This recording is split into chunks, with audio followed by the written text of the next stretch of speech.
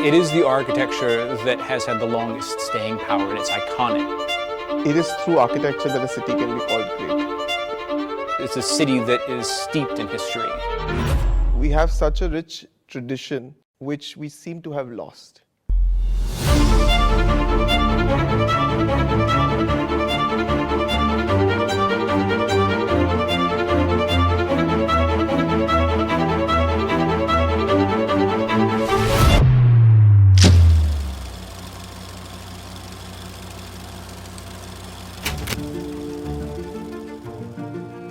Bombay, a city that emerged from the amalgamation of 7 islands which were home to the Marathi-speaking fisherman community, the Kolis. It has seen multiple rulers, right from the indigenous rulers to the Portuguese who built forts, to the English who joined the islands and made it the economic capital due to its port access. Over the decades, it welcomed diverse communities from all over the world and became Mumbai, the city of dreams.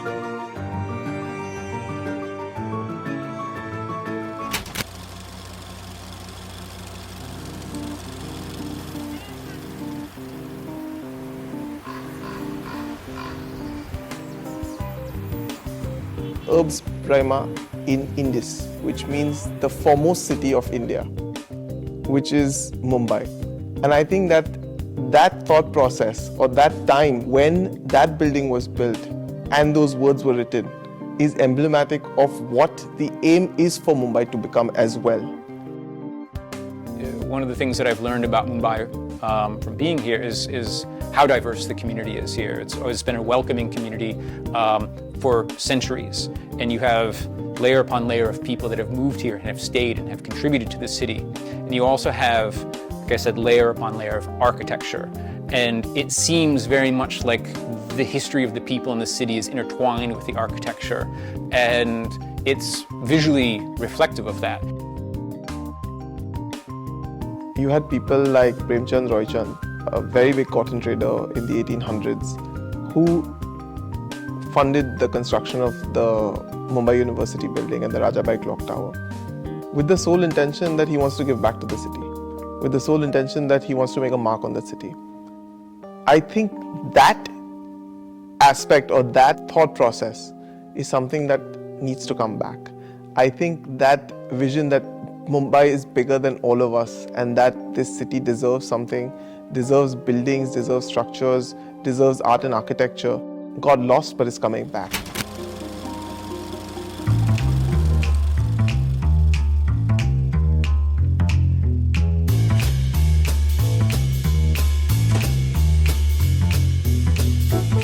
Mumbai has always been a city which was considered the gateway to India.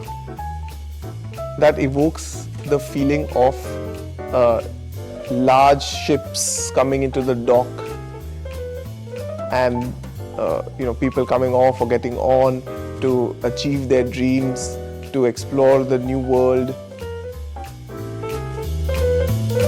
If you see a lot of the Art Deco structures that are in Mumbai, they evoke that same sense of getting off or getting on to different modes of transport, be it the smooth surfaces that remind you of the bow of a ship, or for example, the building facade which reminds you of the sleek lines of a train or a plane.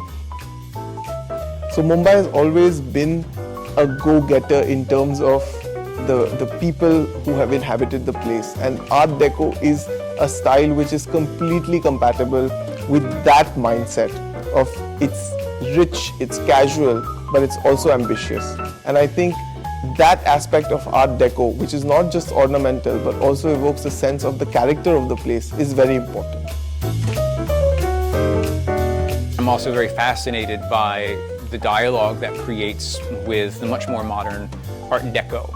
And I haven't been to a city where I've seen so much Art Deco all condensed in one area.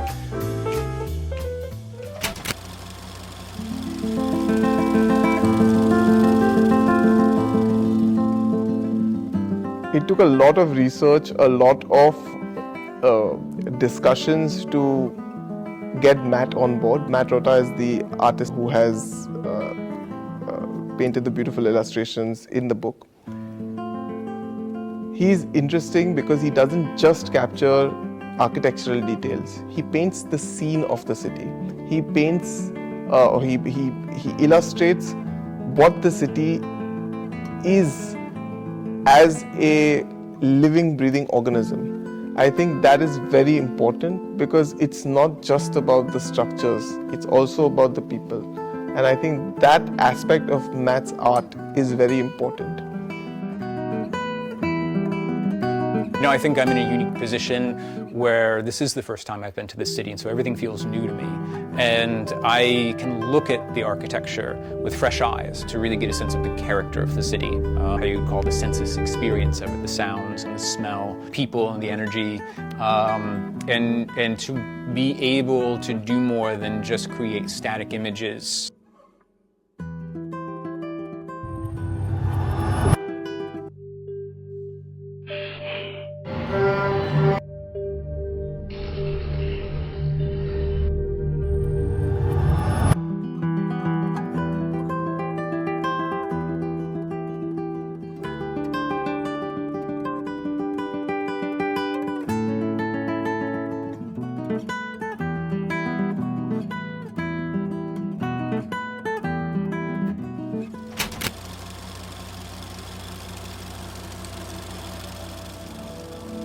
My vision was very clear. It is to make an accessible book, something that people can open and enjoy opening different times and discover new facets about the city.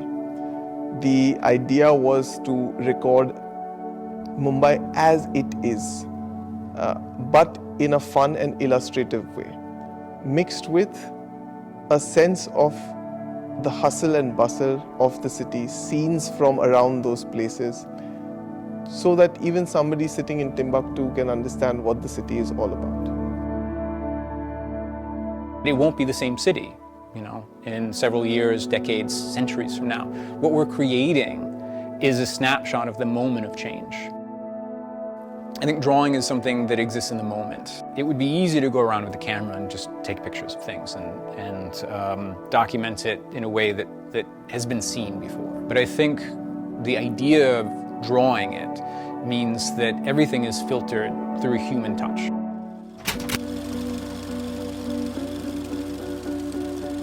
The inspiration for making a book like this is my 6-year-old niece. I want her to understand and appreciate what the city has, and to ensure that we don't forget that we have a wonderful heritage to preserve. The only thing that the book really wants, or that I really want for the book, is to inspire the next generation, to ensure that we conserve, reflect, and respect the heritage of the city. They see it now in a new light, and they see it with fresh eyes, and it gives people a reason to be excited about the history of architecture and its role in the history of the city. The idea for us, not just through the book but through projects or through structures, is to ensure that whatever we do next as a group or as an industry has a very big impact on the city, and we need to be very cognizant of that, and we need to ensure that when we are planning, it's not just utilitarian or not just this is the budget, this is the bare requirement just to put something up. You must make something which is A, sustainable, and B, looking back 50 years from now, you would be proud of.